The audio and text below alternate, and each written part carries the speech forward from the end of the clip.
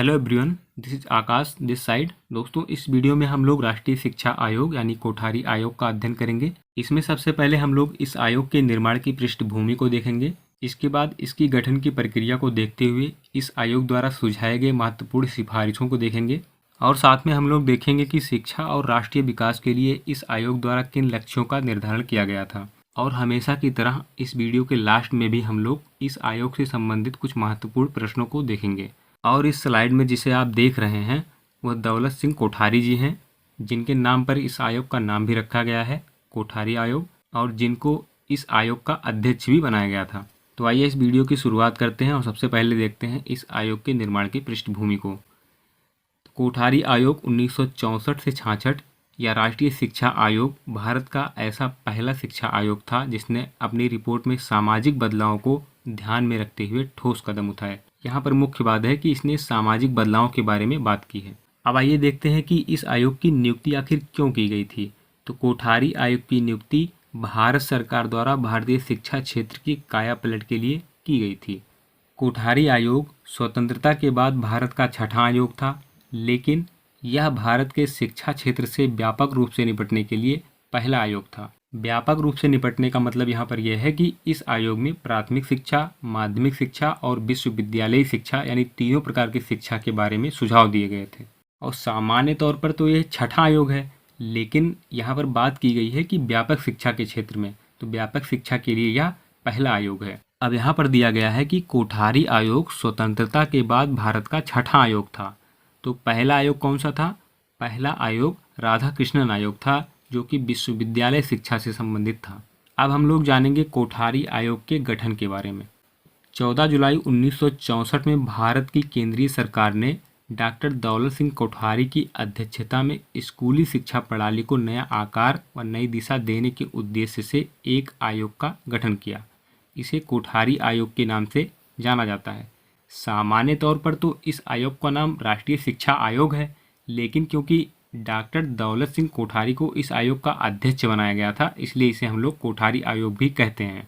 और यहाँ पर जब दौलत सिंह कोठारी को इस आयोग की अध्यक्षता के लिए आमंत्रित किया गया था, तो उस दौरान जो दौलत सिंह कोठारी थे वो विश्वविद्यालय अनुदान आयोग के अध्यक्ष के रूप में ऑलरेडी काम कर रहे थे। विश्वविद्यालय अनुदान आयोग को यूनिवर्सिटी ग्रांट कमीशन भी कहा जाता है, यानी यूजीसी। ठीक, कभी कभी इसका फुल फॉर्म भी पूछ लेता है। आइए आगे देखते हैं। कोठारी आयोग की 17 सदस्यीय समूह ने 29 जून 1966 को अपनी रिपोर्ट प्रस्तुत की। इस आयोग ने प्राथमिक शिक्षा, माध्यमिक शिक्षा, विश्वविद्यालयी शिक्षा के संबंध में अपने सुझाव दिए।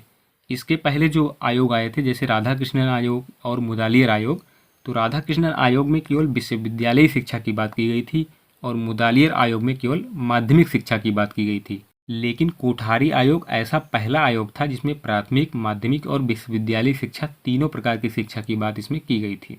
इसमें कुल 23 संस्तुतियाँ यानी सिफारिशें प्रस्तुत की गई। अब यहाँ पर इन 23 सिफारिशों में हम लोग केवल महत्वपूर्ण सिफारिशों की बात करेंगे। बाकी जो 23 की 23 सिफारिशें हैं उसको मैं इस वीडियो के डिस्क्रिप्शन में लिख दूंगा, वहाँ से आप इसको देख लीजिएगा।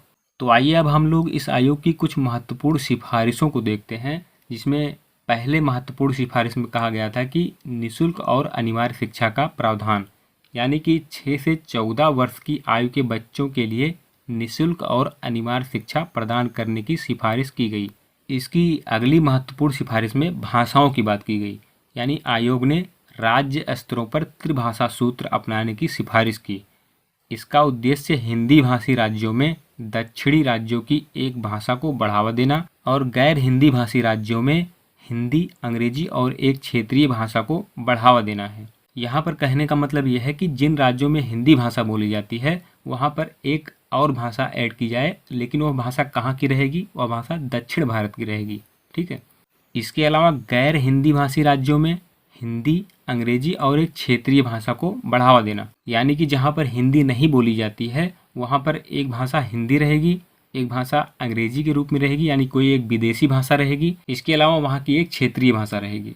इसमें आगे बताया गया है कि कोठारी आयोग ने क्षेत्रीय भाषाओं, संस्कृत के साथ साथ अंतर्राष्ट्रीय भाषाओं अधिमानतः, यानी अंतर्राष्ट्रीय भाषाओं में जिसको माना गया है उसमें अंग्रेजी को बढ़ावा देने की सिफारिश की गई है। कोठारी आयोग ने शिक्षकों के लिए अनुकूल और पर्याप्त सेवा शर्तें प्रदान करने और इन निष्कर्षों को संचालित करने और प्रकाशित करने के लिए आवश्यक स्वतंत्रता प्रदान करने की सिफारिश की। अब यहाँ पर कोठारी आयोग द्वारा 2 महत्वपूर्ण सिफारिशें की गई थी, जिसमें सामाजिक न्याय को बढ़ावा देने के लिए कोठारी आयोग ने लड़कियों की शिक्षा, पिछड़े वर्गों की शिक्षा, आदिवासी लोगों की शिक्षा, शारीरिक और मानसिक रूप से विकलांग बच्चों की शिक्षा पर ध्यान केंद्रित किया। चूँकि विज्ञान और गणित किसी भी राष्ट्र के विकास का एक अभिन्न अंग है, कोठारी आयोग ने गणित और विज्ञान को शिक्षा का अभिन्न अंग बनाने की सिफारिश की। यानी कि कोठारी आयोग ने भविष्य में शिक्षा के आधुनिकीकरण को लेकर विज्ञान और गणित विषय को महत्वपूर्ण माना है और इसीलिए कोठारी आयोग ने इन दोनों विषयों को शिक्षा का एक अभिन्न अंग बनाने की सिफारिश की। आइए आगे देखते हैं। आयोग ने स्नातकोत्तर स्तर के अनुसंधान और प्रशिक्षण पर विशेष ध्यान देकर पर्याप्त पुस्तकालय, प्रयोगशालाएं और फंड उपलब्ध कराकर विश्वविद्यालय स्तर पर शिक्षा में सुधार के लिए सिफारिश की। यानी यहाँ पर इस आयोग द्वारा कहा गया कि विद्यालयों में पुस्तकालय की व्यवस्था होनी चाहिए, प्रयोगशाला की व्यवस्था होनी चाहिए, जिससे कि बालक सक्रिय रूप से प्रयोग करके सीख सकें और फंडिंग इतनी हो कि बच्चों के लिए जो है सारी सुविधाएं जुटाई जा सकें। अब आइए आगे हम लोग देखते हैं कि इस आयोग द्वारा शिक्षा के लिए और राष्ट्रीय विकास के लिए किन लक्ष्यों को निर्धारित किया गया था। तो इसमें सबसे पहला जो लक्ष्य हमारा है, शिक्षा को उत्पादकता से जोड़ना, शिक्षा द्वारा सामाजिक एवं राष्ट्रीय एकता पर बल देना, और जो हमारा तीसरा लक्ष्य हो जाएगा वो शिक्षा द्वारा प्रजातंत्र को सुदृढ़ बनाना, यानी लोकतंत्र जो हम लोग हैं, जो जनता है भारत की, उनको सुदृढ़ बनाना। इसमें अगला लक्ष्य बताया गया है कि शिक्षा द्वारा समाज का आधुनिकीकरण करना और शिक्षा द्वारा सामाजिक, नैतिक एवं आध्यात्मिक मूल्यों का विकास करना। तो ये सारे लक्ष्य जो है शिक्षा के लिए और राष्ट्रीय विकास के लिए निर्धारित किए गए थे इस आयोग में। अब यहाँ पर एक नोट पॉइंट है जिसकी आपकी परीक्षा में काफ़ी संभावना बनती है कि पूछी जा सकती है, तो आइए इसे हम लोग देख लेते हैं। हालांकि कोठारी आयोग की स्थापना संपूर्ण शिक्षा क्षेत्र की समीक्षा के लिए की गई थी, लेकिन 2 महत्वपूर्ण क्षेत्रों को इसके दायरे से बाहर रखा गया था। आइए देखते हैं कि वे 2 महत्वपूर्ण क्षेत्र कौन से थे।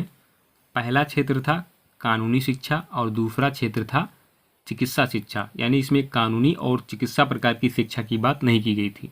और ये प्रश्न आपके परीक्षा में पूछा भी जा सकता है कि किन 2 प्रकार की शिक्षा की बात कोठारी आयोग में नहीं की गई है। अब आइए हम लोग इस आयोग से संबंधित कुछ प्रैक्टिस क्वेश्चंस को देख लेते हैं, जिससे कि चीज़ें और क्लियर हो जाएंगी।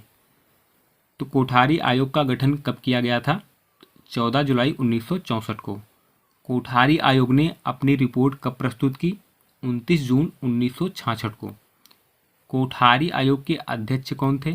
दौलत सिंह कोठारी। और जब इनको कोठारी आयोग यानी राष्ट्रीय शिक्षा आयोग के अध्यक्ष के लिए आमंत्रित किया गया, उस दौरान ये यूजीसी यानी यूनिवर्सिटी ग्रांट कमीशन के अध्यक्ष थे। कोठारी आयोग में कितने सदस्य थे? तो 17 सदस्य इसमें शामिल थे। कोठारी आयोग में किन 2 महत्वपूर्ण क्षेत्रों को इसके दायरे से बाहर रखा गया? तो कानूनी शिक्षा और चिकित्सा शिक्षा को इसके दायरे से बाहर रखा गया था। तो दोस्तों, आज के इस वीडियो में हमने राष्ट्रीय शिक्षा आयोग यानी कोठारी आयोग का अध्ययन किया। मिलते हैं किसी और वीडियो में नए टॉपिक के साथ, तब तक के लिए नमस्कार।